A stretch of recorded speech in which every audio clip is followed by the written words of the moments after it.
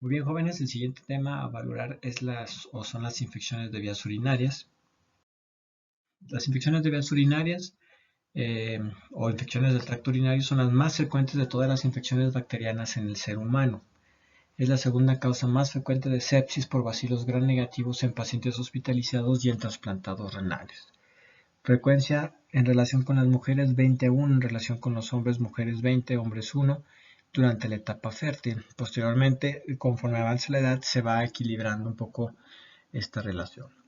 Algunos puntos importantes sobre la patogénesis de las infecciones del tracto urinario, ciertas características que disponen a la infección del tracto urinario son la presencia de fimbrias tipo PEA que se adhieren a fosfolípidos de las células epiteliales del tracto urinario, la producción de molicina, la resistencia a la actividad de complemento o actividad de destrucción por parte del complemento, esa resistencia que tienen este grupo de bacterias uropatógenas, y la habilidad de sintetizar aminoácidos esenciales como arginina y glutamina para continuar realizando su metabolismo, y la producción de ureasa, sobre todo por proteínas mirábiles, que tiene que ver también con la capacidad de poder mejorar el ambiente para realizar o persistir en la vía urinaria durante bastante tiempo y generar con la ureasa también la disminución de la respuesta inmune en contra de este tipo de bacterias. Patogénesis. La infección vía urinaria consiste en la invasión, normalmente bacteriana, del urotelio. La presencia de fiebre sugiere infección localizada en una estructura parenquimatosa, riñón o próstata, y casi siempre la infección de vías urinarias genera la respuesta inflamatoria a nivel de la mucosa de la vejiga y se presenta clínicamente como aumento de la frecuencia, urgencia, disuria y piuria junto con bacteriuria asociada. Cada una de estas la veremos específicamente en cada capítulo. Se distinguen tres tipos de vías de infección: la vía ascendente, que es la más frecuente, expensas de la flora intestinal habitual, más que nada que tiene que ver la relación entre recto y meato, en este caso el meato urinario, y la hematógena, que es poco frecuente, normalmente diseminación de un foco primario de otra localización, y casi siempre son cocos gram positivos como el estafilococo o cándida los culpables de los focos infecciosos por vía hematógena. Y la vía linfática, que es realmente muy rara, hay solamente 3 o 4 casos en todo el mundo a través de un proceso infeccioso linfático. Ciertas características del huésped que predisponen a la infección del tracto urinario. Normalmente la orina inhibe el crecimiento bacteriano, excepción de pacientes embarazadas y pacientes con gran cantidad de glucosa o glucosuria por un mal control metabólico como los diabéticos.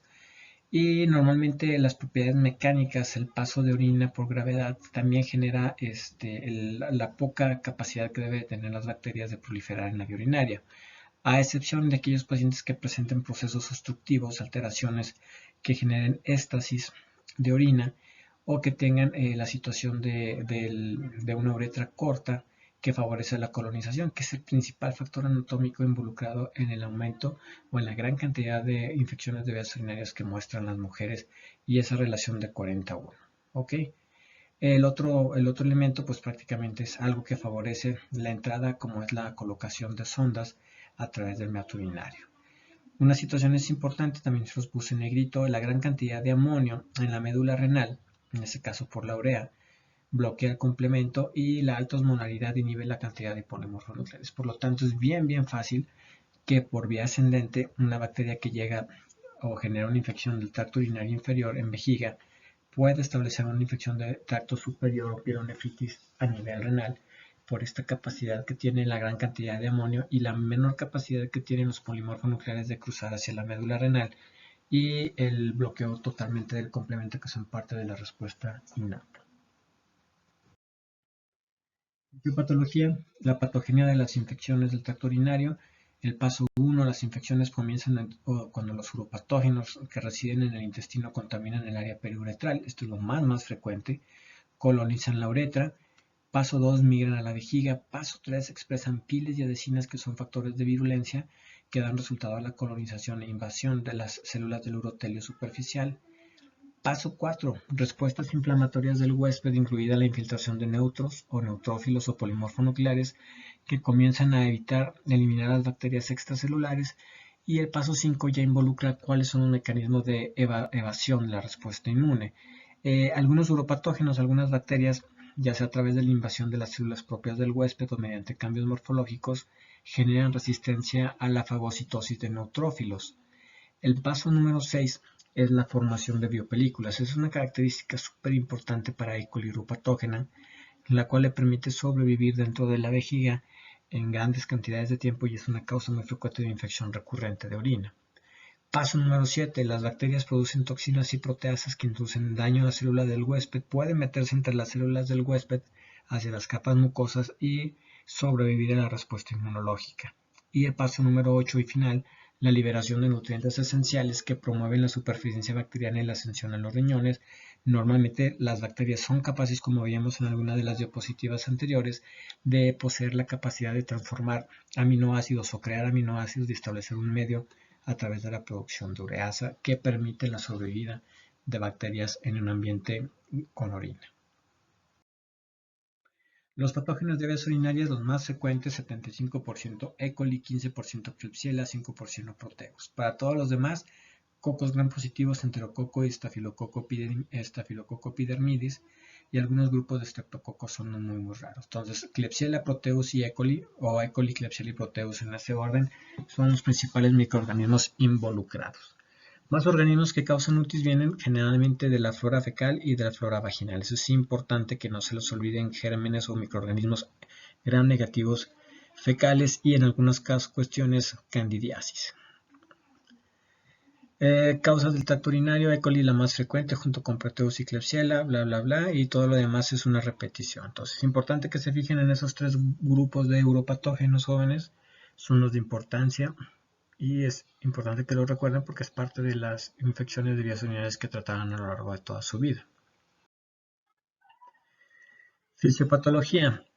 Normalmente y posterior a los uropatógenos, Klebsiella, Proteus y E. coli uropatógena, a menudo forman biopelículas que son responsables de la colonización y de su persistencia. En la imagen normalmente vemos esa capacidad que tienen de ingresar hacia el uroepitelio, formar parte y llegar hacia las capas de la membrana basal de la mucosa, en este caso, o sea, membrana basal epitelial, y capaz de esconderse en ese sitio y posteriormente realizar la exfoliación de algunas células epiteliales del mismo uroepitelio para tratar o empezar a formar esa capa de glucocálix o esa capa de slime que así le decimos, que alrededor de las mismas bacterias para prevenir la respuesta inmunológica, formando las llamadas biopelículas, que realmente es una manera importante para generar resistencia.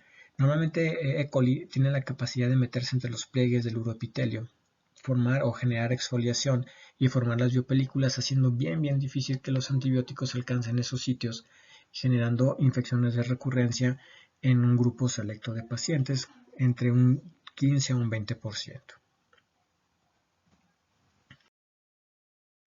Fisiopatología. Múltiples adhesinas bacterianas reconocen receptores del epitelio de la vejiga, que es el uroepitelio, y median la colonización. En el caso de la E. coli uropatógena, que es UPEP, según las siglas en inglés, normalmente contamos con múltiples adhesinas, pilis, en este caso fimbrias, y una de las características que hablábamos al principio es de la capacidad que tienen de formar hemaglutininas o hialuronidasas de IgA, tener sus antígenos capsulares y el factor neutralizante del complemento. Esa es una de las características más importantes de la E. coli uropatógena y es la que la lleva a estar en el 75% de los casos de producción de infección de vías urinarias. A la vez vemos el siguiente grupo de gram negativos, Klebsiella, Proteus y Pseudomonas, y todas ellas cuentan con esa cantidad de pilis y esas cantidades de adhesinas para generar, en el caso de Klebsiella y Proteus, la capacidad de poder invadir y colonizar el uroepitelio. Para Pseudomonas aeruginosa, pues prácticamente se encuentran los exopolisacáridos, que son una serie de proteínas un poquitito más extrañas, que prácticamente lo que hacen es exfoliar las células del uroepitelio, generando pequeñas ulceraciones, siendo un poquitito más sintomática y mucho más, el cuadro mucho más difícil de reconocer ante una pseudomonas aeruginosa, aunque la pseudomonas casi siempre sería de adquisición intrahospitalaria o el previo uso o el uso de la sospecha sea con el uso de sonda Foley previamente. Clasificación. Según la localización, las clasificamos en infecciones del tracto urinario inferior o de vías bajas, en este caso cuando afecta vejigas, generando cistitis, prostatitis, orquido, epididimitis o uretritis. Las infecciones del tracto urinario superior o de vías altas, pielonefritis agudas o crónicas, nefritis intersticial bacteriana, que prácticamente sería pielonefritis, y abscesos parenquimatosos renales o absceso renal y absceso perirrenal. En nuestro caso, en esta presentación nos enfocaremos en las infecciones tanto del tracto urinario inferior como superior, a excepción de uretritis, en el cual se valorará en las infecciones de transmisión sexual, principalmente porque sus microorganismos forman parte de este complejo de infecciones. Las infecciones no complicadas e infecciones complicadas. Infecciones no complicadas son aquellas que afectan a mujeres jóvenes, premenopáusicas, no embarazadas, las cuales no tienen anomalías ni anatómicas o funcionales del tracto urinario. Normalmente responden muy bien a pausas cortas de antibióticos. Las infecciones complicadas, como definición, son las que afectan a los hombres, a las mujeres embarazadas o posmenopáusicas y personas con anomalías anatómicas o funcionales del tracto urinario. ¿Por qué se les llaman complicadas? Lo complicado significa o implica que existe un incremento del riesgo moderado o alto, un alto riesgo de evolucionar a sepsis, destrucción tisular u otros estados de cierta morbilidad y mortalidad. Son difíciles de tratar, son pautas más largas y recurren con mayor frecuencia y requieren habitualmente de estudios urológicos, el urocultivo. Las alteraciones anatómicas o las infecciones complicadas. Realmente el término de infecciones complicadas, jóvenes, se refiere a estas tres situaciones. Ya vimos un poquitito de la definición, es importante que la conozcan, porque es motivo de pregunta también bien frecuente en el examen nacional. Una infección complicada es aquella que ocurre en un paciente que tiene alteraciones anatómicas o funcionales. ¿Qué alteraciones anatómicas son las más frecuentes? La hipertrofia prostática, la estenosis uretral y la litiasis. Si el paciente tiene litiasis, aunque esté en los riñones y no está en la vejiga, se considera una infección complicada. De igual manera, si la litiasis está en la vejiga, se considera una infección complicada. Si mi paciente tiene anomalías morfológicas, riñón en herradura, riñón en esponja, sobre todo embriológicas, también se considera complicada. Y si tiene reflujo vesiculouretral o está embarazada, también se considera complicada. Aplicación de de quimioterapia o aplicación de radioterapia previamente en una vejiga también es considerada como complicada. Patología de base, si es diabético, inmunocomprometido, tiene enfermedad renal crónica, se considera complicada. Y si está con sonda Foley o tiene catéter doble J o se realizó una nefrostomía o un drenaje percutáneo, también se considera complicada. De igual manera, ancianitos, hombres e infecciones previas resistentes a antibióticos se considerarán también como infecciones complicadas. Entonces, realmente el término complicado engloba una serie de muchas alteraciones. Lo más importante es que recuerden embarazo, diabetes, hombre y todo lo que pueda haber generado cambios anatómicos o funcionales son las consideradas de este tipo. Son las que tienen más riesgo de evolucionar a una situación que se conoce como urosepsis. Clasificación según la frecuencia. La infección aislada incluye todas las primoinfecciones y aquellas que se encuentran separadas temporalmente de una infección previa por un lapso o periodo mayor de 6 meses. Tenemos otro término que es la infección recurrente. Consiste en la aparición de un nuevo episodio tras la resolución inicial clínica, definida por la obtención de cultivos negativos después de un tratamiento antibiótico. La recurrencia se puede dar a través de reinfección o recidiva. Reinfección es producida por gérmenes diferentes a los tratados con anterioridad y aparecen después de 2 semanas de término de infección. Supone el 95% de las infecciones recurrentes en la mujer. Habitualmente requieren tratamiento corto, pues ya que se trata de un germen distinto o un bicho distinto. Recidiva, persistencia bacteriana en el tracto urinario, es el mismo germen, el proceso infeccioso reinicia generalmente en menos de 2 semanas después de haber dado el tratamiento, es más frecuente en el varón y habitualmente implica el hecho de que tengas anomalías anatómicas o funcionales, litiasis, y requieren habitualmente tratamiento a largo plazo. Otras definiciones del mismo término, infección de vías urinarias recurrentes, al menos 3 episodios de infección de vías urinarias no complicada documentada por cultivo, es decir, con un cultivo positivo en los últimos 12 meses en la ausencia de un trastorno estructural o funcional. Recaída y reinfección. Recaída, 5 al 10% dentro de esas 2 semanas de completar el tratamiento antimicrobiano y causada por la persistencia del mismo bicho. Sugiere resistencia a antibióticos. Esa es otra manera de agregarle algunos datos. Reinfección, más de 2 semanas, otro bicho totalmente distinto y después de completar la terapia antimicrobiana fueron después de 2 semanas y nuevamente secundaria a otro organismo diferente requiere una pausa corta de antibióticos distinto al que empleamos porque es un bicho, como les había dicho de manera anterior, diferente. La orina o residual, el envasamiento incompleto debe de ser sospechado siempre que tengamos infección de vías urinarias recurrentes. Ese es el punto importante en esta diapositiva. Recuerden que parte del estudio de estos procesos infecciosos es pedir un ultrasonido con medición de orina residual. ¿Y en qué consiste ese ultrasonido con medición de orina residual? Consiste en hacer que el paciente tome agua, se mide la capacidad vesical al momento que ya le anda de la pipí, y se mide la capacidad vesical después de que hace pipí para ver que no se está realizando un vaciamiento completo de la orina.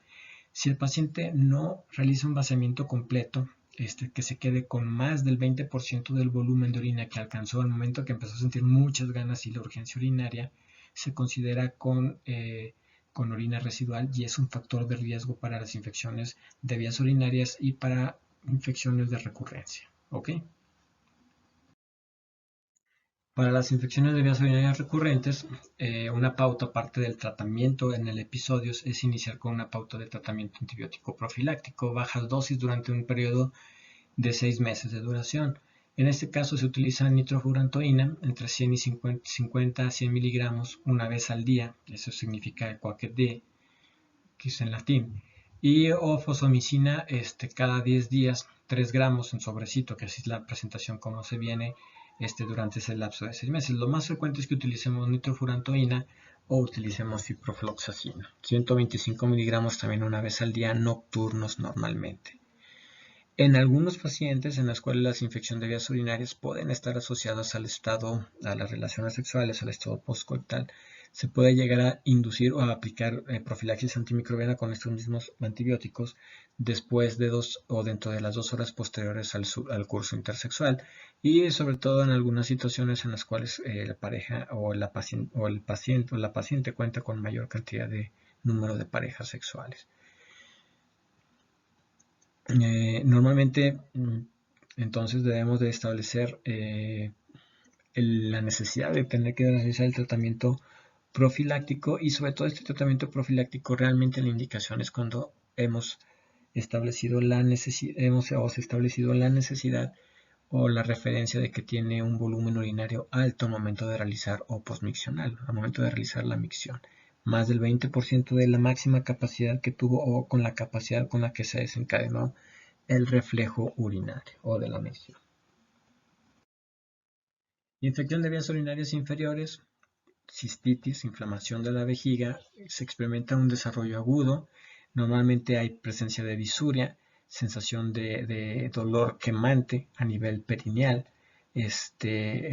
sobre todo durante y después de lo que es la micción. Y la disuria resulta de la inflamación de la uretra, normalmente en aumento de la frecuencia urinaria, y porque la inflamación de la vejiga resulta en incremento del disconfort suprapúbico y aumenta el espasmo del músculo lisovesical, que incrementa la presencia de pujo y tenesmo vesical. En este caso, otro de los hallazgos, los pacientes con cistitis pueden tener dolor o hipersensibilidad suprapúbica, que es otra característica en el examen físico, pero realmente la disuria, la polaquiuria y en ocasiones un síndrome febril leve son las características más importantes a tomar en cuenta. Características entonces: cistitis, sensación de quemadura, uretritis, frecuencia, urgencia urinaria, dolor suprapúbico y disuria son las características más importantes a preguntar en los pacientes. Ojo, es importante ya que estos datos de cistitis pueden estar juntos a unos datos de pilonefritis que son las infecciones del tracto urinario superior que veremos más adelante. Eso es importante. Recuerden ustedes que para ambas infecciones siempre hay que descartar que no la esté acompañando el otro proceso infeccioso. Cistitis aguda se caracteriza por la aparición de disuria, urgencia miccional, poliaquiuria, tenesmo, malestar hipogástrico y a veces hematuria macroscópica en un 30% de los casos. Cistitis aguda no complicada, no es necesario tomar muestras. La determinación de tira reactiva positiva puede comenzar el tratamiento antibiótico empírico en una pauta corta de 1 hasta 3 días. Si tiene cistitis con criterios de complicación, el tratamiento es de 7 a 14 días cuando menos. Bacteriuria sintomática es otro síndrome, tanto para infección de vías urinarias superiores como inferiores, y la bacteriuria sintomática indica normalmente es encontrada este síndrome urinario principalmente en mujeres arriba de los 60 años y se le llama sintomático o bacteriuria sintomática porque no genera ninguna sintomatología de vía urinaria. Se define realmente la condición como un cultivo positivo en orina sin síntomas. El urianálisis habitualmente no revela ningún tipo de leucocito o piuria, arriba de 10 leucocitos o 5 leucocitos por campo en otras bibliografías, o en poquita cantidad. Pero realmente lo que más llama la atención es que hayan tenido un urocultivo positivo a pesar de la ausencia de sintomatología. El tratamiento solamente se recomienda presentar esta bacteriuria sintomática en mujeres embarazadas y en aquellos pacientes en estos pacientes que tienen aumento del riesgo de desarrollar pielonefritis y en niños en edad preescolar, ya que las bacteriurias asintomáticas sí están o sí tienen un riesgo de 8 a 10 veces más de generar pielonefritis agudas y crónicas, generando alteraciones funcionales a nivel renal y generando enfermedad renal crónica, además de que restringen el crecimiento renal. Entonces, prácticamente, bacteriuria asintomática, el tratamiento está obligado para mujeres gestantes, para aquellos en los cuales se recomendó Proteus, esa sería la otra recomendación, pacientes con inmunodepresión previa a cirugía urológica o riesgo de disrupción de la mucosa epitelial y en el caso de los niños en edad preescolar.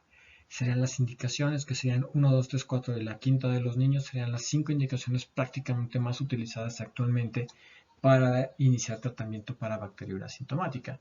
El tratamiento básicamente consiste en el tratamiento para una cistitis que vamos a ver más adelante durante un lapso corto, habitualmente de 3 días.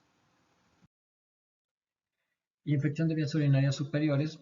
Las manifestaciones clínicas son habitualmente o se soslapan o se sobrelapan o están al mismo tiempo que una manifestación del tracto urinario inferior. Normalmente siempre hay un poquitito más de síndrome febril, hay fiebre, hay escalofríos, hay dolor en el ángulo costovertebral, náusea y vómito e hipotensión. Pacientes que tienen síntomas por más de 7 días incrementa el riesgo de pielonefritis, aquellos que iniciaron con una infección de vías urinarias inferior y después de 7 días persiste el cuadro o empeoró, normalmente es una pielonefritis de manera clínica.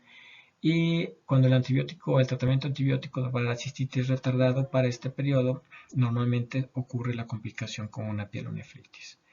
Hay que recordar nada más dentro de las manifestaciones de pielonefritis, fiebre, escalofríos, náusea, vómito, hipotensión, ángulo costovertebral con aumento de la sensibilidad o puño percusión positiva, que normalmente estos factores significan que existe un grado de bacteremia y que están en contacto las bacterias con el flujo urinario a nivel renal. Entonces es la importancia de recordar que esta sintomatología es prácticamente por la presencia de bacteremia y septicemia, aún sin generar un cuadro de sepsis, pero obviamente si están en contacto es bien frecuente que puedan desarrollar, si el paciente tiene situaciones de inmunocompromiso o es una cantidad importante de bacterias, que puedan establecer la presencia de sepsis en foco urinario o urosepsis. El ángulo costovertebral o la hipersensibilidad o la hipersensibilidad de flanco resulta de la inflamación y dilatación del riñón, en este caso de la cápsula renal, y normalmente en pacientes ancianos, al igual que todos los procesos infecciosos, casi siempre hay somnolencia y estado de confusión como principales sintomatologías. Entonces no se les olvide que la sepsis y el proceso infeccioso en pacientes arriba de 65 años normalmente pueden presentarse como deterioro del estado mental o alteración en el estado mental con confusión y somnolencia. Pielonefritis aguda es la infección aguda del parénquima renal. Factores que predisponen: piedras, litiasis, reflujo vesicoureteral, trastornos en la formación del riñón, riñón en herradura, riñón en esponja. Los quistes renales no aumentan el riesgo de pielonefritis, eso es importante. Normalmente un quiste renal es normal que aparezcan después de los 50 años y clínicamente se cursa con síntomas sistémicos. Dolor lumbar unilateral con percusión positiva y en ocasiones el llamado síndrome miccional, que es el que acompaña la cistitis. La pielonefritis aguda con criterios de infección no complicada sin gran afectación del estado general. Durante 6 a 12 horas se observa en los sitios de urgencias y se da de alta domiciliaria para continuar con tratamiento ambulatorio, que quiere decir tratamiento en su casa. El tratamiento empírico se basa hasta antibiograma, se consiste en un tratamiento empírico a base de ceftriaxona, quinolonas o aminoglucósido asociados a ampicilina en caso de sospecha de enterococo. 10 a 14 días, conveniente realizar el control a las 48 a 72 horas. Para la pielonefritis, en este caso complicada o con grave afectación del estado general, aquellos que cursan con hipotensión, que cursan con taquicardia, con síndrome febril persistente, deshidratación, son aquellos que deben de considerarse como graves. Y aquellos que también cursan con procesos con una pielonefritis en una situación de infección complicada que cumplen con los criterios que habíamos visto anteriormente. Esos pacientes sí se hospitalizan, esos pacientes requieren tratamiento empírico intravenoso con cefotaxima más aminoglucósido, en este caso para cubrir enterococo, o monoterapia con beta-lactámico de amplio espectro como carbapenémicos, en este caso imipenel o meropenel. 14 a 21 días del tratamiento y es obligado a realizar una tomografía ante paciente que en 72 horas o 3 días no hubo una mejoría estable para descartar una complicación local. La complicación local sería la presencia de un absceso. Pielonefritis crónica. La pielonefritis crónica, no hay una definición como tal en la cantidad del tiempo, sino las características histológicas del riñón. Normalmente es aquel que corta con grandes haces o cicatrices o haces de colágena dentro del parénquima renal.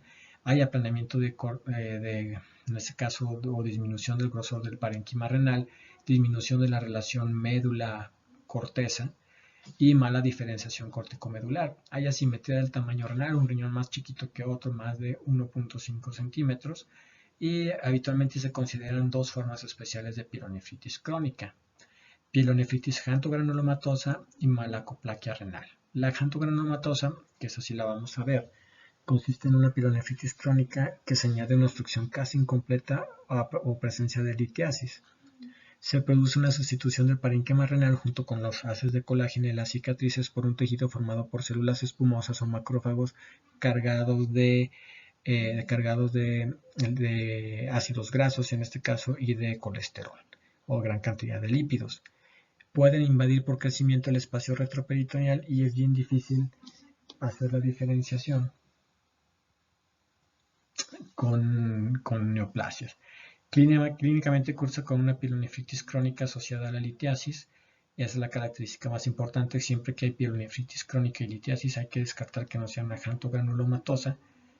Y la malacoplaquia renal consiste en el depósito de macrófagos cargados de bacterias calcificadas llamados cuerpos de Michaelis-Goodman o Michaelis-Goodman, que aparecen en pacientes con infección del tracto urinario de repetición. Entonces, una es macrófagos cargados de lípidos y otros son bacterias calcificadas que pueden aparecer dentro de macrófagos o simplemente la aparición de bacterias calcificadas dentro del parénquima renal. Son dos formas de pielonefritis crónica y aunque esta última, la malacoplaquia renal, aparece más en la vejiga, también se llega a encontrar datos para poder establecer datos a nivel del riñón, perdón. Normalmente ambas tienen alto riesgo de el tratamiento antibiótico no es efectivo realmente y casi siempre terminan en nefrectomía. Aquí tenemos la imagen. Esta es la imagen de una pielonefritis crónica común y corriente que no pertenece a estos dos tipos. Una pielonefritis crónica o una nefritis intersticial crónica que también la podemos ver con esa definición. Realmente la definición de esta enfermedad la veremos en nefrología. Pero prácticamente la nefritis intersticial crónica infecciosa es la que tratamos de encontrar o establecer dentro de esta definición. Normalmente encontramos nivel macroscópico con un riñón con áreas de cicatriz cortical, múltiples lobulaciones por estas cicatrices, disminución del tamaño renal, disminución de la relación corteza-médula, y a nivel histológico, como vemos en la imagen B, normalmente tenemos áreas de destructuración, atrofia y tiroidización del parénquima renal. Lo más importante es que es un proceso inflamatorio crónico y, como ustedes ya saben, los procesos inflamatorios crónicos siempre se acompañan de haces de colágena, en este caso haces de colágena tipo 4, que son las llamadas cicatrices, y la presencia en algunos casos de calcificaciones. La pielonefritis gantogranulomatosa, hablando un poquitito más de esa, que sí es mucho más frecuente que la malacoplaquia, normalmente es un trastorno inflamatorio grave, rarísimo, realmente nunca me ha tocado ver una masa destructiva que invade el parénquima renal. Esa masa está formada por bichos, en este agentes microbianos como Proteus, E. coli y Pseudomonas, junto con macrófagos cargados de gran cantidad de lípidos y ácidos grasos. Más frecuente en las mujeres, 4-1, y se observa casi siempre entre la quinta y sexta década de la vida. Hablamos de esas mujeres con infecciones en la posmenopausia que se consideraban complicadas. Normalmente siempre hay un proceso de infección acompañado de un proceso obstructivo, casi siempre acompañado de litiasis. Los datos en el examen físico son hipersensibilidad en el flanco en el 55% de los casos, masa palpable en la región 52% e hipertensión en 20%. La característica es que se toma una biopsia del sitio de donde se observa la probable masa y se encuentran macrófagos cargados de lípidos, histocitos espumosos, y la característica macroscópica es la coloración amarillenta de este sitio, de este tejido donde se toma esa muestra, que nos habla de ese mal metabolismo o esa alteración en el metabolismo de lípidos que tienen los macrófagos o histocitos al momento de enfrentarse con estas bacterias. El tratamiento básicamente es nefrectomía, dado que los antibióticos raramente son suficientes para matar a estas bacterias. Realmente se piensa actualmente que es un proceso en el cual haya una alteración en la modulación y en el funcionamiento de los macrófagos, y realmente se piensa que el proceso inflamatorio crónico y la formación de masas da más debido a un defecto generado por una respuesta inflamatoria infecciosa inicial que se terminó y que posteriormente esos macrófagos no fueron capaces de regularse o caer en apoptosis, ya que no necesitaban activarse de manera persistente. La pielonefritis cantonegranulomatosa, entonces, enfermedad crónica, agresiva y de baja prevalencia, menos del 1% de la población, gracias a Dios, descrita en el 1916 por Osterlin y esa cosa Schlachenhauer en diferentes años, en diferentes décadas, y el color amarillo es realmente el definitorio de por qué le llaman gantogranulomatosa. Ahí pueden ver una muestra. Y se presenta con más frecuencia en pacientes diabéticos con litiasis renal. Es lo único que les preguntaría en el examen. Componente obstructivo, presencia de componente infeccioso. Bichos son los mismos, gram negativos. Y en este caso, el tejido de granulación vascularizados y las células gigantes cristales de colesterol. En esta imagen histológica, todo eso amarillo son los cristales. Aún se ve a una altura un poquitito, a un tipo de menos de 20x. Y si incrementamos, lo vemos ahí esos histocitos, esa cantidad llena de vacuolas, llenas de, o esa cantidad de células o histocitos espumosos. Tratamiento quirúrgico, drenaje percutáneo previo a la nefrectomía como la forma más segura de comprobación de la flora que compromete el riñón y permite el acceso quirúrgico con nefrectomía. Esto es un drenaje percutáneo, jóvenes. Es, como lo habíamos visto en los abscesos, es llegar a través de técnica de Seldinger guiado por tomografía y ultrasonografía, llegar, dar un piquete, dejar una guía metálica y a través de la guía metálica meter en este caso un catéter. En este caso, si se fijan en el catéter, es un catéter de drenaje percutáneo que se parece mucho a una sonda Foley. Sí, que muchas veces utilizamos una sonda Foley porque no hay manera de conseguir otra cosa. Y realizamos el piquete, colocamos esa sonda o ese catéter y se drena un material. En este caso, el material que se está drenando está colectado en esa bolsita de Cystoflow y prácticamente vemos las características de pus sí, acompañando, aunque realmente no se define como un absceso, prácticamente vemos que el material que compone a, a esa cantidad a esa infección cantogranulomatosa realmente está formada por múltiples neutrófilos, macrófagos y, como decía en la diapositiva, todavía puede haber algún resto de algunas bacterias todavía vivas persistentes. Absceso renal. El absceso renal prácticamente es la otra complicación que sigue después de un proceso de pielonefritis. La etiología más habitual es Staphylococcus aureus, casi siempre cuando es de origen cortical y o se encuentra localizado a nivel cortical, y el tratamiento consiste en pautas antibióticas intravenosas prolongadas y con drenaje percutáneo o quirúrgico de la colección. ¿Ok? Lo más frecuente es que sea producido por infección ascendente, y la otra es que sea infección hematógena por Staphylococcus aureus, y de acuerdo al proceso infeccioso y a la fisiopatología de cómo se generó el proceso es la localización. En la imagen, esta imagen sí es bien importante que la revisen con detalle. Tenemos 4 tomografías. Entonces, por lo tanto, el estudio de elección de cualquier absceso es una tomografía, jóvenes. La imagen A es una pionefrosis, que es importante también darles ese término. Pionefrosis se refiere cuando un cáliz renal está bloqueado por un lito y ese cáliz renal o ese conjunto de cálices se llenan de material purulento, prácticamente se le conoce como pionefrosis.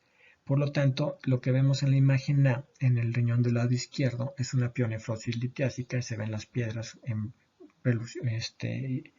blancas, y normalmente en la siguiente imagen, en la imagen B, se ve una lesión que se llama pilonefritis focal aguda bacteriana, en la cual esa pilonefritis es tanto la destrucción es con una muerte necrotizante que se va formando o acumulando gran cantidad de tejido necrótico, generando la presencia del absceso de manera posterior. ¿Ok? Para la imagen, todo el absceso es todo lo que se ve en gris oscuro en el riñón del lado derecho en la imagen B. Para la imagen C, el absceso renal en el paciente portadora de catéter doble J, que ahí no se alcanza a ver más que la punta todavía, que también es el absceso lo vemos también formado hacia abajo en la porción inferior del riñón del lado derecho, favorecido en este caso por la contaminación de un catéter doble J que va a nivel ureteral o en la unión ureteropiélica. Y en la imagen D vemos un absceso perirrenal y pararrenal con afectación del músculo psoas. El riñoncito, si se fijan, se ve bien delimitado como el riñón del lado izquierdo, estamos hablando del riñón derecho como afectación, y alrededor, en el espacio perirrenal, realmente vemos esa masa también grisácea hacia arriba o hacia adelante y hacia abajo, hacia donde está el músculo psoas, generando la complicación de un absceso psoas, y esto habitualmente requiere un tratamiento quirúrgico de drenaje inmediato. Entonces, prácticamente vemos aquí las maneras tomográficas, de manifestación de abscesos renales en la mayoría de las veces cuando encontramos o cuando realizamos una tomografía. Normalmente, entonces, el diagnóstico de elección, el método de diagnóstico de elección siempre va a ser la tomografía, tanto simple como contrastada, jóvenes. Como cualquier tomografía contrastada, el realce o la lesión en anillo del absceso es lo que condiciona la sospecha de que se trata de una lesión por un proceso infeccioso formando un absceso. Tipos de abscesos renales. Por definición, entonces, un absceso es una colección purulenta, como ya lo hemos visto, que se encuentra en este caso en el parénquima renal, eso es para el absceso renal, y constituye una masa líquida. Esa es una de las características que habitualmente mantienen esa característica de ser líquidas en el interior. Tenemos abscesos intrarrenales y abscesos perinefríticos, como habíamos visto en la última imagen, y los abscesos intrarrenales se subdividen a su vez en abscesos corticales, abscesos córtico-medulares, y los abscesos córtico-medulares, ahí es donde pertenece la nefritis aguda focal, que vimos también en una imagen, que es así como una necrosis bastante severa y una lesión única, o lesiones multifocales, o la presencia de la pielonefritis cantogranulomatosa que vimos como parte de pielonefritis crónica. Entonces, realmente la pielonefritis cantogranulomatosa es parte o es la formación de un absceso intrarenal, nada más que esas características de esos histocitos cargados permiten que haya especies de imágenes de calcificación y el diagnóstico se hace con una masa o neoplasia renal de manera directa. Absceso cortical habitualmente señala diseminación hematógena por infección de Staphylococcus aureus en el 90% de los casos.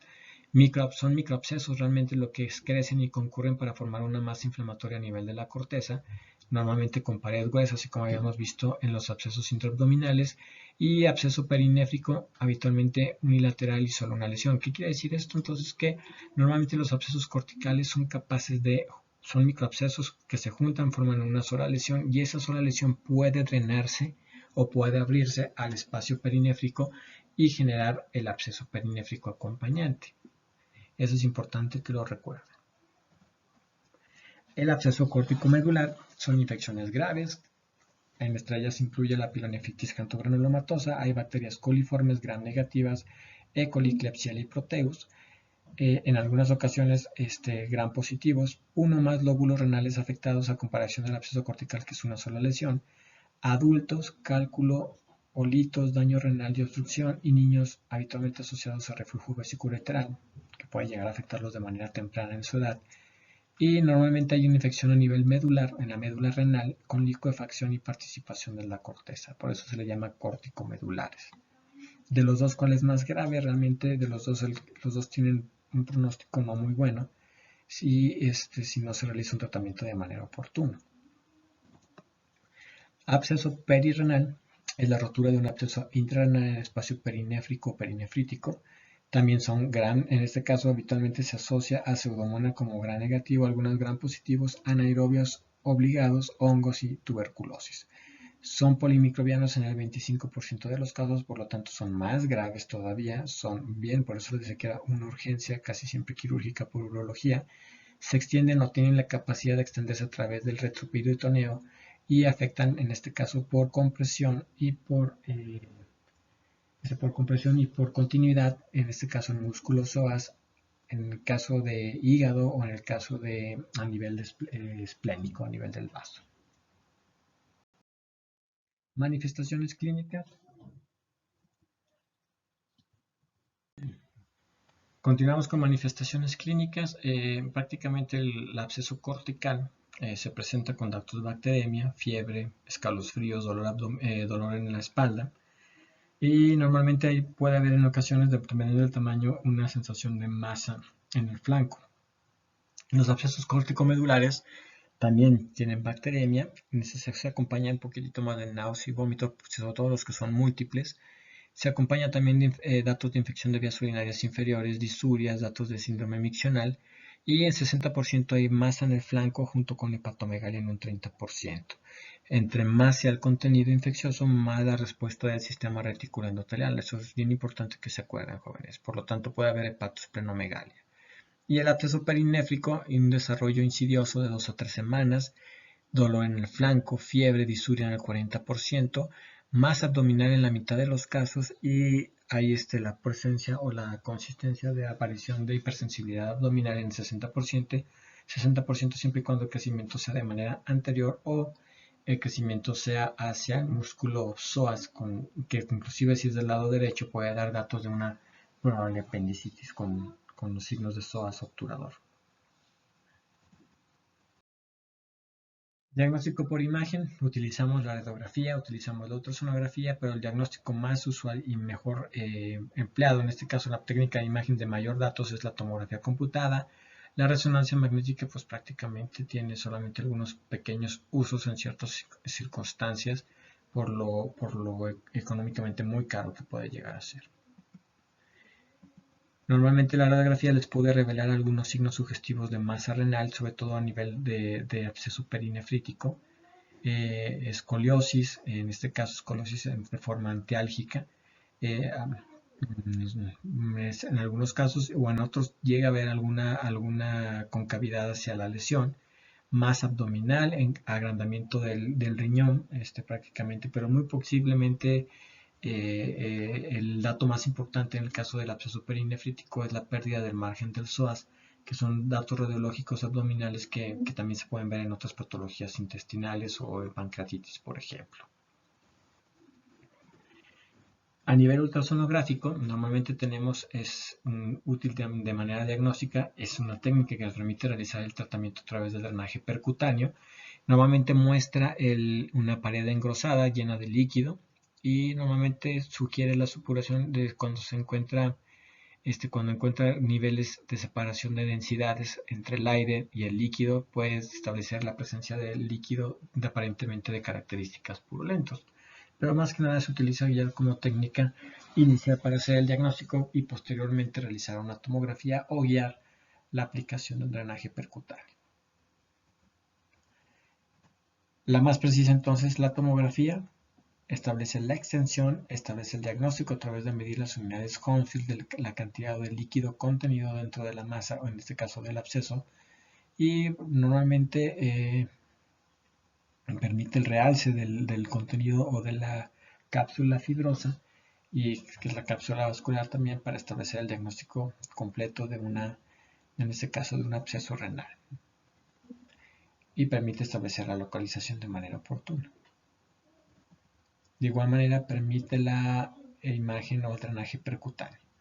Y en el caso de la resonancia magnética, realmente con ayuda o con gadolinio, establece nada más solamente para establecer la diferencia entre un absceso renal con un parénquima circundante, como se ve ahí en la imagen rojita, pero solamente es un material inflamatorio con gran cantidad de metabolismo todavía dentro, pero solamente se considera en aquellos pacientes en los cuales pudiera tener alergia al material contrastado, tanto intravenoso, que se puede aplicar a nivel de la tomografía.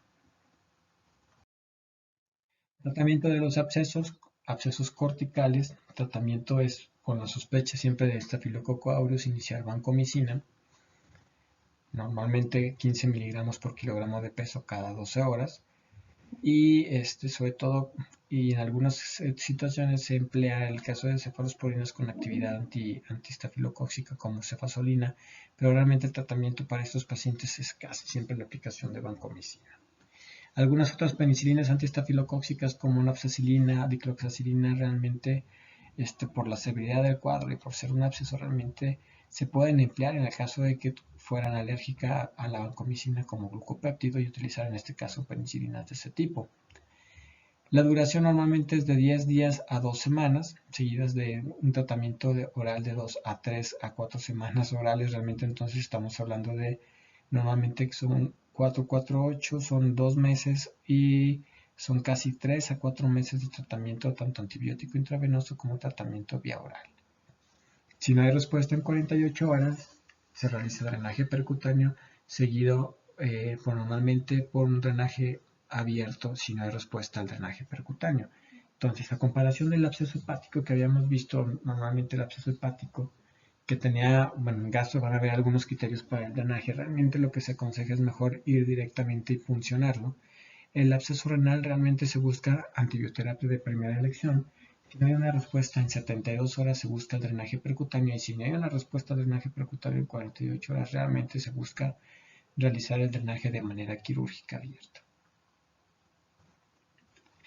El absceso córtico-medular renal, en este caso nefritis aguda focal, normalmente se emplean cefalosporinas de tercera generación como ceftriaxona o quinolonas de manera intravenosa. En las sospechas de algún otro microorganismo como enterococos, pues se emplearían más que nada ampicilina junto con gentamicina.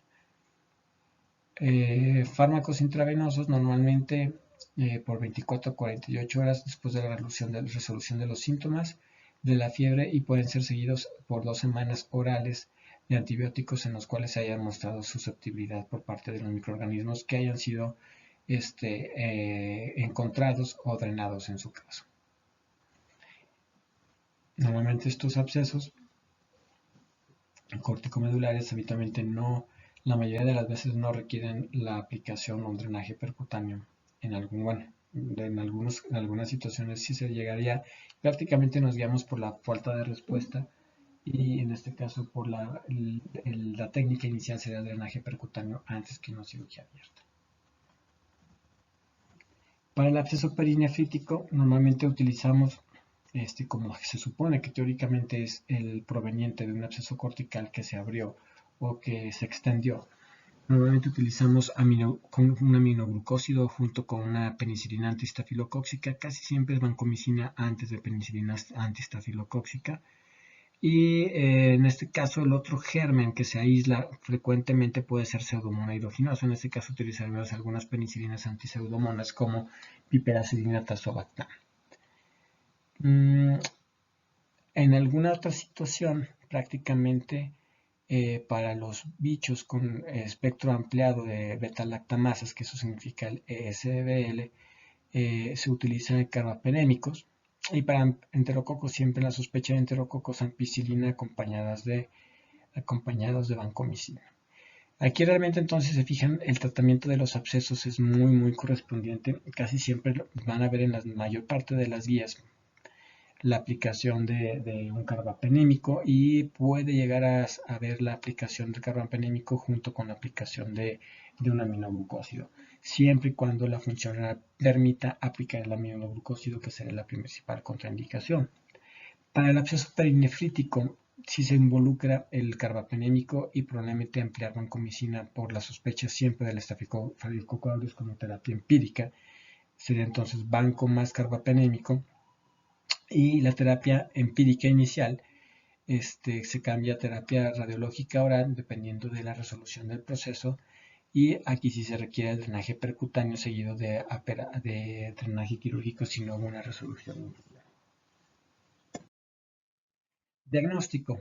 Los puntos más importantes para el diagnóstico es de una infección de vías urinarias. Olvidémonos un poquito de los abscesos renales y el urinálisis. Normalmente el examen general de orina o urinálisis debe de hacerse. Más de 10 leucocitos por campo, en este caso piuria, en el sedimento urinario, indica la piuria, como les dije, y la esterasa leucocitaria en dístit es bastante sensible, con una sensibilidad del 60 hasta el 70%. Normalmente nos hace el diagnóstico, acompañados también en ocasiones de más de 10, de más de 20 bacterias por campo. Esos tres elementos, leucocituria o piuria, más de 10 leucocitos por campo, en algunos libros más de 5, que también eso es importante de hacerles el hincapié, con esterasa leucocitaria positiva y más de 20 bacterias por campo, son los criterios para poder establecer una terapia empírica de tratamiento. ¿Ok? La atención de Gram puede ser útil, aunque también nada más tiene 20-30% de posibilidades de que nos ofrezca un resultado. Y el cultivo de orina requiere cuantificación y descontaminación para que realmente sea directamente del proceso infeccioso. Es decir, requiere que apliquemos la descontaminación y el aseo previamente en la región perineal y del lugar donde se va a tomar el cultivo. El cultivo prácticamente es el gol estándar, y en este caso un cultivo con más de 10 a las 5 organismos por mililitro indica infección. En mujeres sintomáticas puede tener menos de 10 o 10 a la 3 de concentración, que serían en este caso serían 10.000, y en el caso de 10 a la 5 serían más de 100.000 unidades formadoras de colonia o más de 10.000 unidades formadoras de colonias, pero si es sintomática también se considera positivo. La ITSA, que es la Sociedad Americana de Enfermedades Infecciosas, recomiendan más 10 a la 3 organismos por mililitro como indicación de infección en pacientes sintomáticos. ¿Qué quiere decir eso?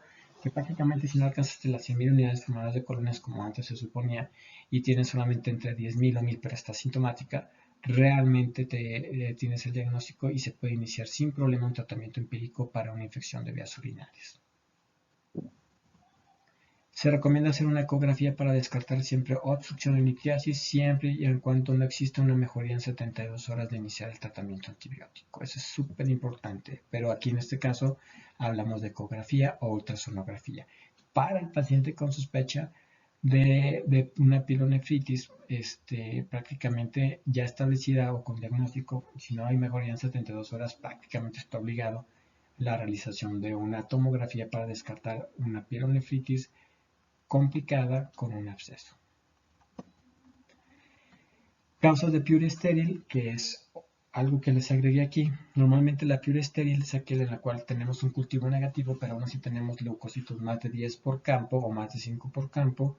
Son varias. Entre ellas tenemos la nefritis intersticial aguda y crónica, la nefropatía por analgésicos, la tuberculosis genitourinaria, cistitis intersticial y la prostatitis crónica.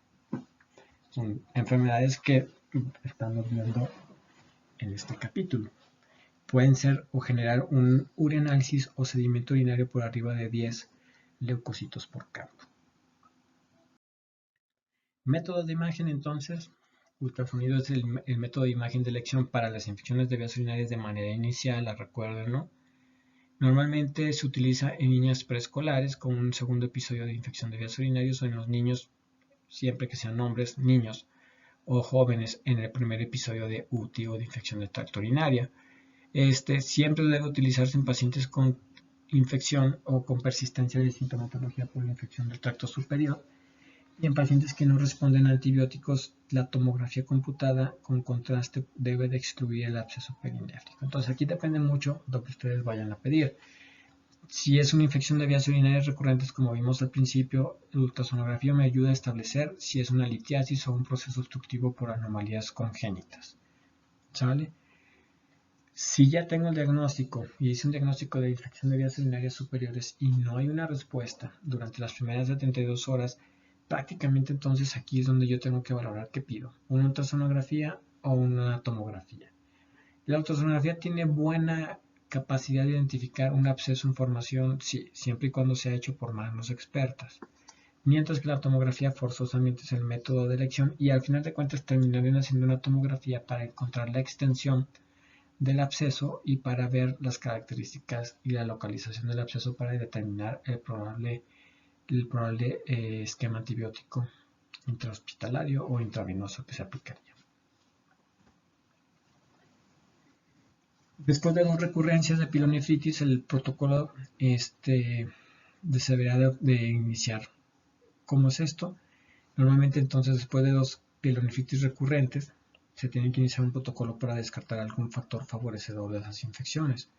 Pacientes con el tracto o con infecciones del tracto urinario superior que están severamente enfermos y en los cuales disminuye o falta o no hay caída pues del proceso febril en 72 horas, que son 3 días, siempre se debe de excluir una obstrucción anatómica, sobre todo por litiasis. Entonces realmente, si se fijan, es muy repetitivo.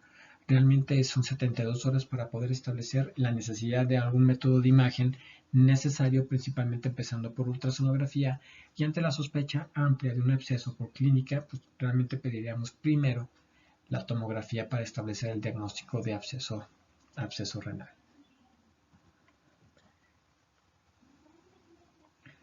La imagen o la tomografía permite detectar efectos anatómicos, cálculos, obstrucciones, litos y hemorragias, así como la formación de gas en abscesos renales.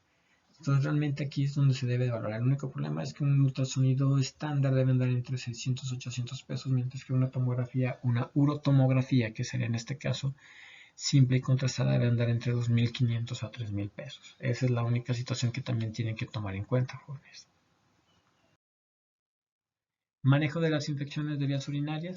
Si yo tengo síntomas del tracto urinario con leucocitosis en el sedimento, hago un cultivo de orina, inicio tratamiento empírico por 7 días. Si hay no recaída de los síntomas, es igual a cura. Si hay recaída en ese tiempo, se ve el cultivo de orina y el cultivo de orina es positivo. En este caso, después de la recaída se realiza, o es positivo, es una recaída, en este caso, y se trata por 2 semanas. Si la recaída con la orina de cultivo es negativo, se debe excluir el absceso a través de la toma de una tomografía. ¿Ok? Entonces, ante los síntomas del tracto urinario superior, el urocultivo también es algo que ustedes deben de establecer si es necesario tomarse desde el principio. Prácticamente sabemos que son 3 bacterias gram negativo las que los pueden producir. El único problema es que también no se les debe de olvidar las vías hematógenas, y hay que preguntar a través de la historia clínica si tiene algún procedimiento o algún proceso, alguna válvula cardíaca, alguna situación, si está en hemodiálisis o alguna situación en la que pudiera haber bacteremia, presencia de bacterias en sangre que pudieran dar una diseminación hematógena. Para las infecciones del tracto urinario inferior, normalmente tenemos un curso bajo o corto, como habíamos dicho, de antibióticos, en la cual si no hay respuesta o hay recaída clínica, se tiene que obtener después de ese curso corto de 3 días un cultivo de orina. Se realiza, si es positivo, se realiza el tratamiento a base de la sensibilidad y se le da el seguimiento al paciente para ver recurrencia de síntomas. Si el cultivo es negativo, hubo recaída y es una infección de vías urinarias recurrentes, considerar siempre enfermedades de transmisión sexual acopladas, clamidia o uroplasma ureolítico. En el caso de que si hubo respuesta desde el principio, desde el tratamiento corto, se considera como curo. Pero tenemos dos situaciones en eso del cultivo de orina. Si el cultivo de orina, una vez que hubo una recaída en los primeros 3 días, después de iniciar un tratamiento empírico, si es negativo o hay el cultivo, también hay que sospechar de clamidia desde el principio. Entonces, es bien importante. Para clamidia también hay medios de cultivo o medios serológicos para realizar tratamiento. Entonces siempre tiene que ser su diagnóstico diferencial como enfermedades de transmisión sexual que generen infecciones del tracto urinario. Es bien importante, sobre todo con esos pacientes con IBUs recurrentes, en edad fértil, en edad de gran cantidad o gran en edad de mayor cantidad de relaciones sexuales. Prácticamente es un organismo que deben de enfocarse en descartar ante cualquier infección de vías urinarias y ante la recurrencia de infecciones con cultivos negativos. Cultivos negativos para bacterias, sobre todo enterobacterias gram negativas. Tratamiento entonces de las infecciones de vías urinarias. Prácticamente tenemos para la cistitis no complicada el trimetoprim, la nitrofurantoína, la fosfomicina trometamol, que son los sobrecitos que se aplican cada 10 días. En este caso es una sola dosis, mínima resistencia. Y el uso de quinolonas, levofloxacino y ciprofloxacino. Normalmente el tratamiento de elección, casi siempre para las mujeres, y el más demostrado, en el cual disminuye y tiene mínima resistencia, es la nitrofurantoína. El monohidrato de nitrofurantoína macrocristales, 100 miligramos vía oral cada 12 horas. Normalmente es el tratamiento de elección durante 7 días. Si queremos un curso más corto, trimetoprim puede ser una alternativa. O la aplicación de fosfomicina, que es una sola dosis, única dosis por la noche, que también tendría que tendría una gran capacidad de generar mínima resistencia. Levofloxacino y ciprofloxacino para una cistitis no complicada realmente son las alternativas menos utilizadas actualmente para evitar resistencias y de evitar en lo posible, aunque la duración del tratamiento con estos agentes sería solamente de 3 días. Bueno, avanzamos un poquito, jóvenes. Fosfomicina consiste en una dosis de 3 gramos y este régimen tiene una cura menor que los 5 días de curso de nitrofurantoína. Realmente el tratamiento de elección para su examen nacional, aunque esperemos que no cambie cuando lo apliquen, realmente sigue siendo para cistitis no complicada nitrofurantoína en un curso de 7 días, jóvenes. 3 días en algunos artículos han demostrado que tienen buena incidencia, pero realmente se sigue aplicando entre 5 a 7 días, a menos que sea una quinolona. Realmente se esperan solamente 3 días de tratamiento. La terapia corta o de baja duración no debe ser usada en hombres, tampoco en síntomas del tracto urinario superior, ni en mujeres que síntomas duran más de 10 días, o en pacientes diabéticos. Siempre tenemos que utilizar, cuando menos en estos pacientes, entre 7 y 10 días de tratamiento. Cistitis, curso rápido de 3 días, excepción, como habíamos visto, diabéticos, mujeres con síntomas de más de 7 días, hombres, niños, gente viejita, trimetoprim, cipro, levofloxacino, principalmente. Para nitrofurantoína sí son 7 días, no se les olvide.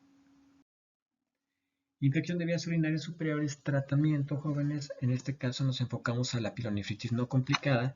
Aquí sí las quinolonas son de primera instancia, 7 días, 500 miligramos cada 12 horas para el cipro, o levofloxacino 500 cada 24 horas por 7 días, o norfloxacino 400 cada 12 horas por 7 días. Realmente el mismo esquema que veíamos para las diarreas lo estamos aplicando aquí, solamente que la duración en este caso también son de 7 días, mientras que para las diarreas mayormente los episodios también eran entre 3 a 5 días máximo. Recuerden, si esta es una pielonefritis, una infección del tracto urinario superior, tenemos menos capacidad por la médula, por la osmolaridad de la médula y el amonio ahí, de tener una respuesta protectora inmunológica adecuada, y tenemos que evitar que pase de una pielonefritis aguda a una pielonefritis crónica, y por eso se usa un medicamento que tenga gran capacidad de penetrar, como son las quinolonas, en tejido inflamado. Pielonefritis no complicadas, no sépticos, no vómitos, que pueden utilizar la vía oral, fluoroquinolonas principalmente como terapia empírica, y ya que se conoce la sensibilidad a través de un monocultivo, pues se puede cambiar a otro tipo de medicamentos. Para la pielonefritis no complicada, con regímenes de vía oral conocidos, pues ahí está la cepodoxima, amoxicilina, clavulanato y trimetoprim como alternativas. Y para la pielonefritis complicada grave, aquella con datos de sepsis, aquellas con datos de baja perfusión y aquellos con baja presión, en ese caso se recomienda un régimen intravenoso.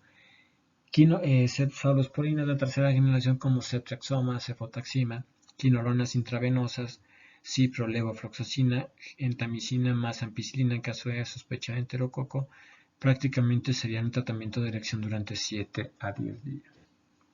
Intravenoso. Bacteremia asociada, acuérdense, séptico, hipotenso, vomitando, con múltiples escalofríos, fiebre alta. Cefalosporinas de tercera generación como principal tratamiento, quinolonas, gentamicinas o astrana. Pielonefritis complicada con regímenes en paciente realmente enfermo, en aquellas con historial o con antecedentes de producción de beta-lactamases de espectro ampliado, realmente el tratamiento con carbapenémicos, meropenem, imipenem, silacina es lo que se debe de emplear de manera inicial. Estos pacientes son enfocados principalmente a aquellos que estuvieron previamente en el hospital en las últimas 2 semanas o recibieron antibióticos en los últimos 30 días. Recuerden que para el enterococo siempre es AMPI más gentamicina. Carbapenémicos, cefepime, piperacilina, tazobactam, y siempre hay que sospechar entre los pacientes críticamente enfermos de pseudomonas. Entonces, por lo tanto, por eso empiezan con estos antibióticos que tienen dentro de su espectro el cubrir, en este caso, Pseudomonas aeruginosa. La duración de la terapia depende de la respuesta del paciente. Usualmente 10 a 14 días son requeridos para este grupo de pacientes. Si el paciente recae, un curso de 2 semanas de terapia deberá ser repetido, y si recae a un segundo tratamiento de 4 a 6 semanas de curso deberán ser dados. Ojo, esto aplica tanto la vía oral o el manejo ambulatorio como para la necesidad del tratamiento antibiótico intravenoso, jóvenes. Para los dos es una recomendación. Prevención, infección de tracto urinario. En este caso, una dosis única de trimetoprim después de un curso intersexual, como habíamos visto en las mujeres en etapa fértil.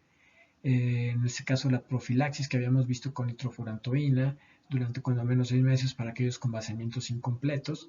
Aquellos pacientes con factores predisponentes como anomalías anatómicas con nitrofurantoína y trimetoprim.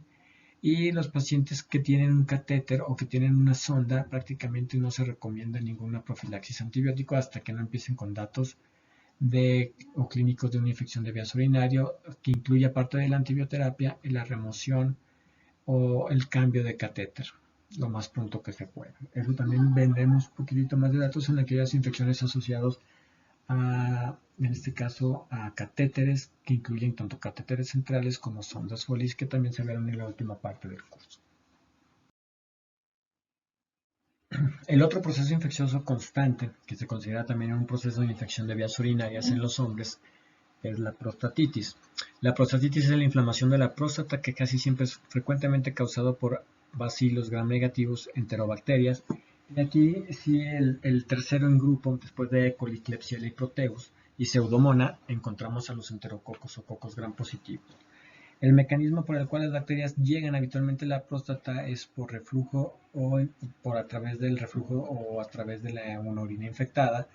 Y normalmente la próstata cuenta con el llamado factor antibacterial prostático compuesto de zinc, y normalmente ocurre una disminución que empiezan a llegar estas bacterias de manera agregada a través de la orina infectada. Una de las situaciones es que la infección prostática es comúnmente asociada con UTI y puede servir como un reservorio de la próstata de recurrencia de UTIs, en este caso para los hombres. Es algo que debe de estar siempre a la mano. Cuando tengan un paciente con infección de vías urinarias recurrentes, hombre, tienen que descartar que no se trate de una prostatitis. Prostatitis La causa de prostatitis con cultivo negativa debe ser clarificada y con lo mismo que vimos en el caso de las mujeres, clamidia es una posible causa de estos casos. Prostatitis aguda. En este caso, la prostatitis aguda cursa con dolor perineal o lumbar bajo, bilateral, fiebre, disuria, datos de infección de vías urinarias bajas, que realmente pertenece a ese grupo, y ocasionalmente dolor a la eyaculación. Tacto rectal obligatorio, existiendo una próstata congestiva, tumefacta, caliente y dolorosa. El masaje prostático y la instrumentación uretal están contraindicados cuando está ocurriendo esto por el riesgo de ruptura de la próstata, por mayor sensibilidad y por un proceso inflamatorio agudo que está llevándose a cabo. Si existe afectación grave del estado general, se genera el tratamiento hospitalario con los antibióticos intravenosos. La otra situación que debe de establecerse es que el tratamiento debe realizarse bajo las mismas premisas de cualquier infección parenquimatosa y debe de prolongarse en ocasiones hasta un mes para la prostatitis aguda. En esta imagen lo que vemos es un absceso prostático con un varón que tiene una afectación por prostatitis aguda con fiebre, mala evolución clínica y prácticamente se demostró la prostatitis con un absceso en formación. Esa es la situación que debe de cuidarse entre una prostatitis aguda que se forman microabscesos o abscesos dentro de la próstata, porque empeora el pronóstico. En el caso de ausencia de respuesta a una pauta antibiótico correcta, se indica una tomografía o ecografía para descartar la presencia de un absceso prostático.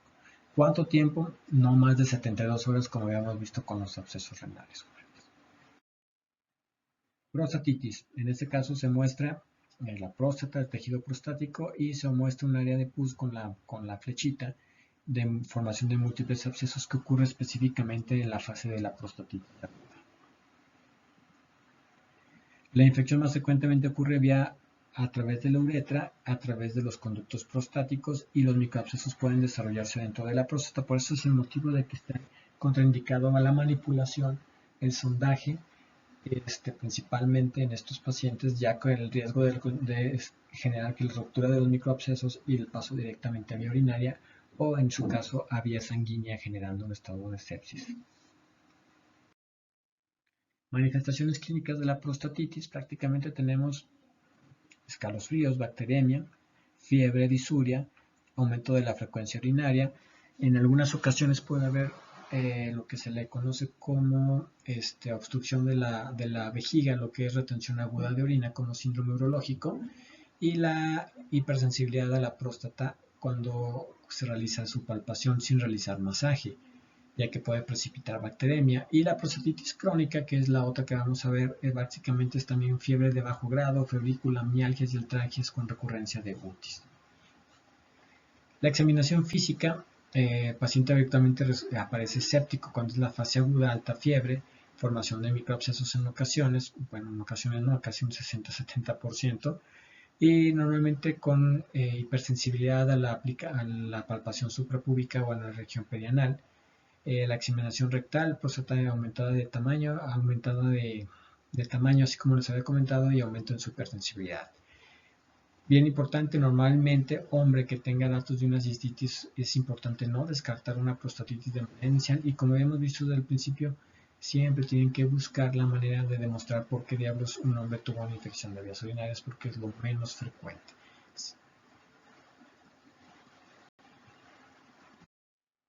Prostatitis crónica, menos florida, que habitualmente febrícula de bajo gas, de febrícula o fiebre de muy poquito grado.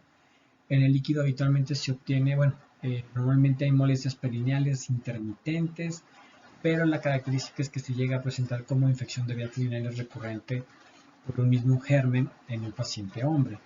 En el líquido se obtiene tras el masaje prostático, aquí sí se indica masaje prostático, se llama test de Starney, aparecen más de 10 leucocitos por campo y macrófagos con cuerpos ovales grasos. En la ecografía pueden observarse calcificaciones intraprostáticas diseminadas. En el caso de la imagen de abajo vemos una prostatitis crónica con calcificaciones, tejido parenquimatoso, normalmente hay información de microabscesos ante cualquier proceso agudo, y posteriormente esos microabscesos pueden llegar a calcificarse a través de necrosis o necrosis calcificada. Si los cultivos son negativos y el curso es más largo, de la prostatitis crónica, se debe realizar tratamiento empírico con doxiciclina o eritromicina para eliminar las posibilidades de ureaplasma ureolítico en el hombre con prostatitis crónica. Y el tratamiento, perdón, se me olvida, habitualmente para estos pacientes habitualmente se mantiene durante 2 meses. Prostatitis, pues entonces prostatitis aguda bacteriana y prostatitis crónica bacteriana, que son los que nos vamos a enfocar. El resto de las prostatitis o los tipos de prostatitis, como prostatitis no bacteriana o síndrome de dolor pélvico crónico inflamatorio para el hombre, la verán ustedes en urología, así como prostaglandinia, que también la van a ver en urología.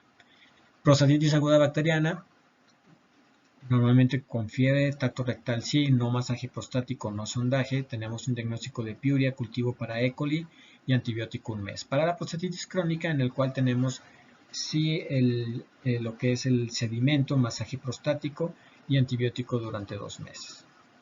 Para las demás, sobre todo la prostatitis no bacteriana, que es la por ureaplasma ureolítico, que vimos que pertenece al síndrome de dolor pélvico crónico, normalmente es doxiciclina también durante un lapso de 2 meses. Y para la prostatolinia, prácticamente tratamiento sintomático con tratamiento para disminuir la sensación de dolor. Diagnóstico: el agente causal actualmente puede ser cultivado en un cultivo y normalmente no hay tanto problema en esa situación de obtener el agente causal a través del urocultivo. Hay que cuantificar el cultivo en la primera orina de la mañana, en el chorro medio, y en el caso del masaje prostático empleado para prostatitis crónico, normalmente se recomienda para diferenciar entre cistitis y uretritis de una prostatitis crónica. Ese es el método de estudio, que es el cultivo después del masaje obtenido, para diferenciar. Si es positivo es una prostatitis, si es negativo entonces es una uretritis o una cistitis. Tratamiento, entonces ya vamos un poquitito más específicos. Enfermedad aguda, tratamiento empírico con trimetropino, ciprofloxacino de 4 a 6 semanas, 1 mes. Y enfermedad crónica, terapia prolongada con trimetropino, ciprofloxacino de 6 a 12 semanas o 2 meses. Puede requerir en algunas situaciones prostatectomía, y nada más cuidar el uso de fluoroquinolonas de manera continua durante más de 1 mes. Normalmente tiene el riesgo de generar trastornos musculoesqueléticos como tendinitis y ruptura del tendón de Aquiles, que es uno de los efectos secundarios de este grupo de medicamentos. La terapia inicial empírica para prostatitis bacteriana aguda siempre debe cubrir todas las enterobacterias. En la prostatitis crónica, la penetración del antibiótico en el parénquima, en las zonas de calcificación, rápidamente se utiliza. Consiste en aplicar los mismos medicamentos, trimetropino y fluoroquinolonas, que realmente son los que alcanzan en tejido inflamado de manera aguda o crónica, o buena presencia dentro del propio parénquima. Otro de los temas que se agregó en este semestre, jóvenes, fue la orquidopiridimitis bacteriana. Realmente es un tema muy cortito. Consiste en la inflamación del epidídimo y del testículo por un agente infeccioso. Normalmente en menores de 35 años o mayores de 35 años es el diagnóstico etiológico probable infeccioso. En menores de 35 años siempre sospechen de una enfermedad de transmisión sexual, clamidia, neisseria, gonorrea. Se recomienda como tratamiento abstinencia sexual, tratamiento con ofloxacino, como quinolona, ceftriaxona y dosis única, asociadas a 10 días de doxiciclina oral para cubrir, en este caso, la clamidia y la neisseria.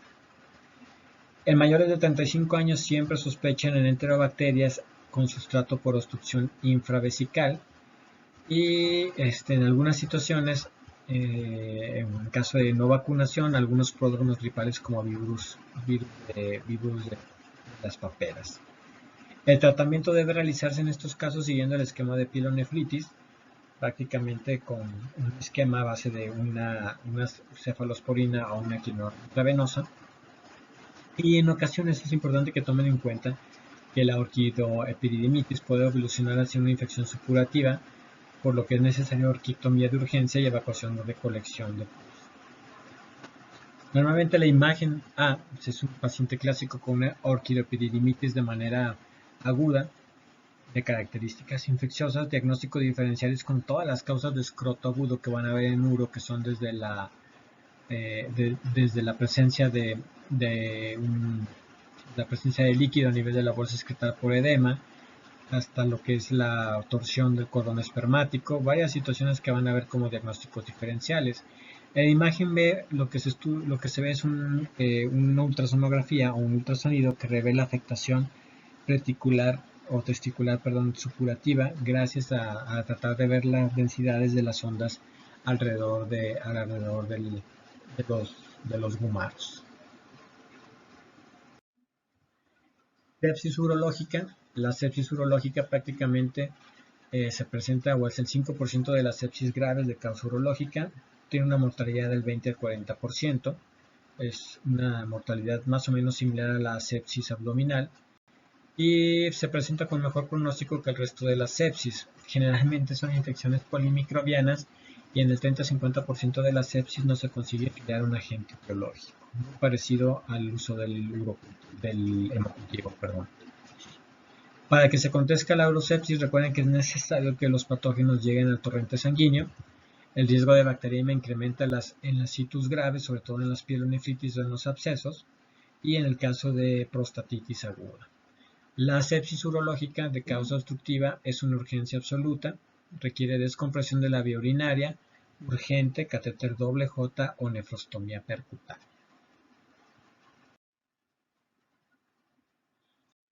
La infección urinaria en diabetes, jóvenes.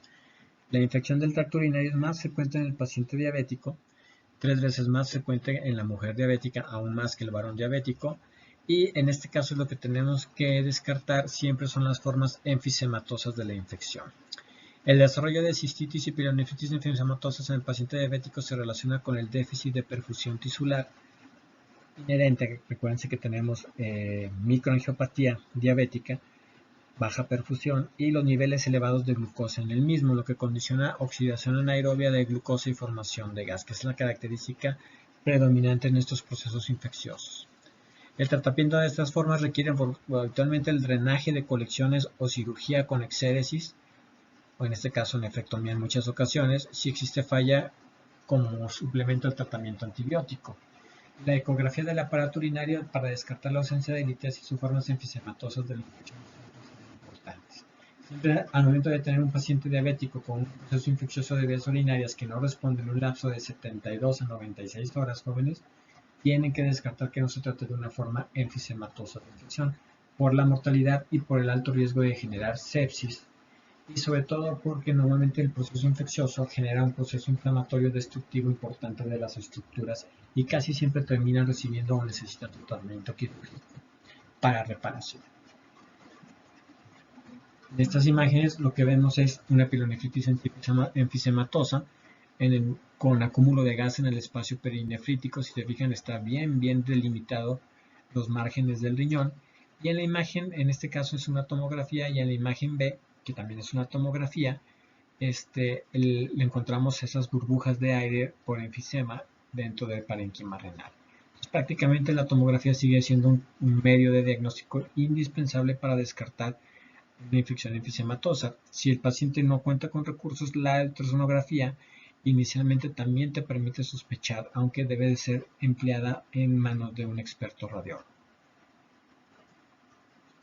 La diabetes mellitus es un criterio de ITU complicada, infección de tracto urinario complicada, pero no es una indicación de tratamiento de la bacteriuria significativa asintomática. Eso es algo importante que luego les preguntan en su examen nacional, que a pesar de que las infecciones en pacientes diabéticos habitualmente son complicadas y hay que descartar las formas enfisematosas, un diabético con bacteriuria asintomática normalmente no es indicación de tratamiento.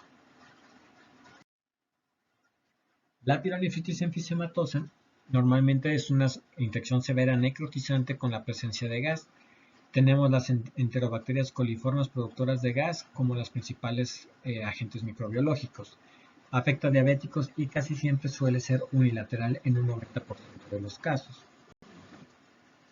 Aquí tenemos una imagen tomográfica en la cual observamos la presencia de gas también en el espacio perinefrítico, delimitando lo que es el parénquima renal de manera importante.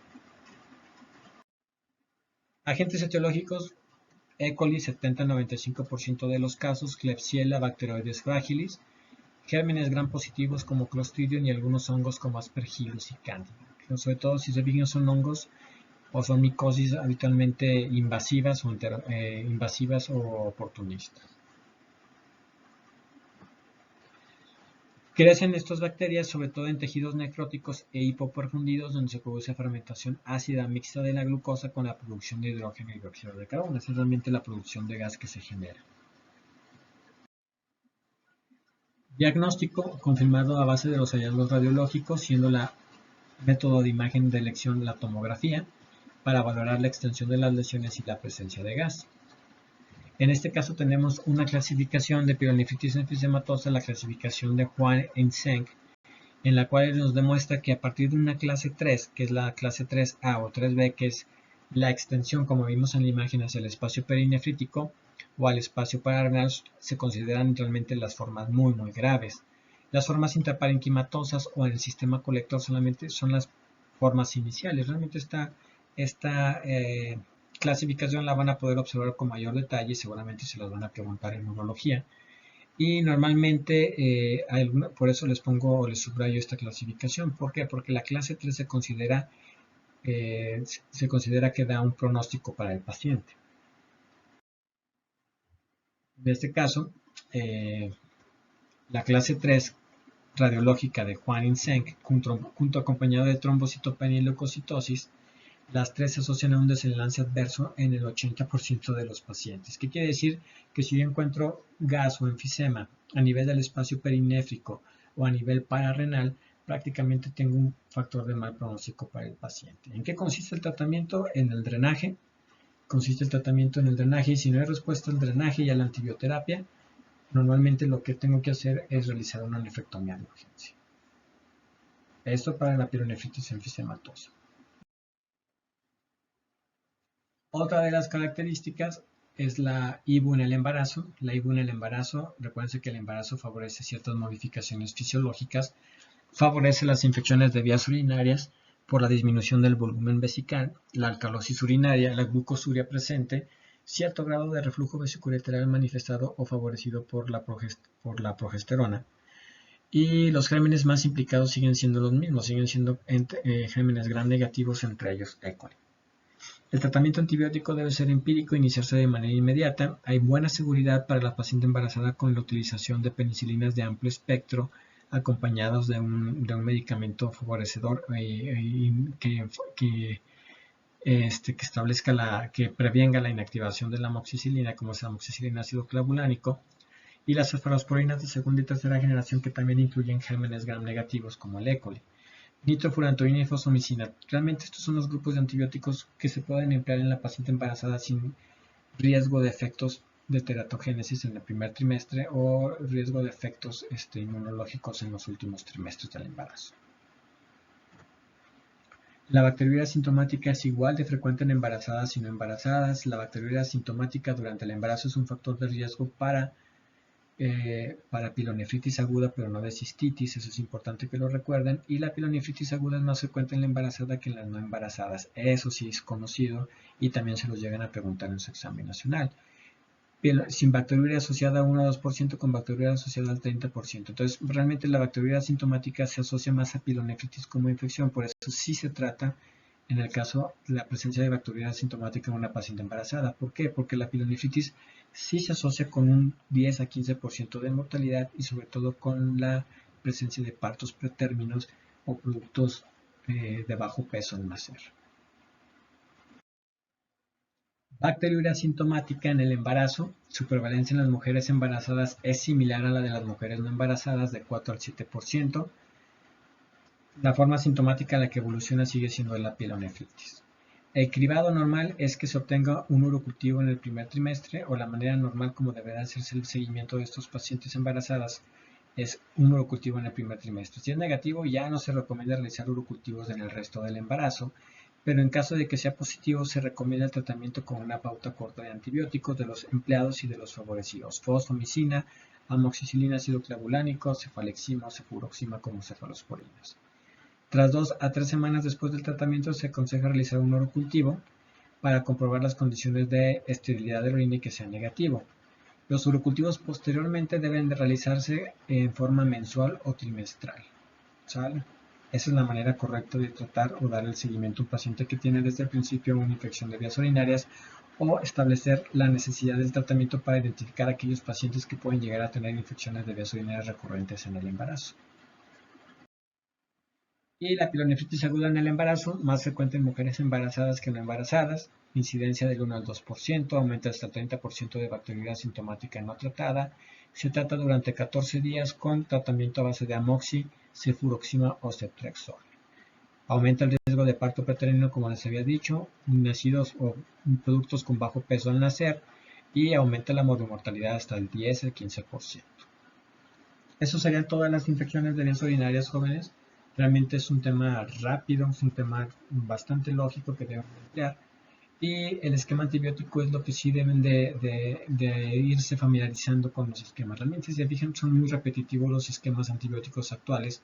Solamente cambia si lo voy a utilizar de manera vía oral o de manera intravenosa. Es importante que recuerden los tiempos de aplicación del antibiótico y sobre todo que sepan los criterios de sospecha de complicaciones. Eso es lo más importante en este tema.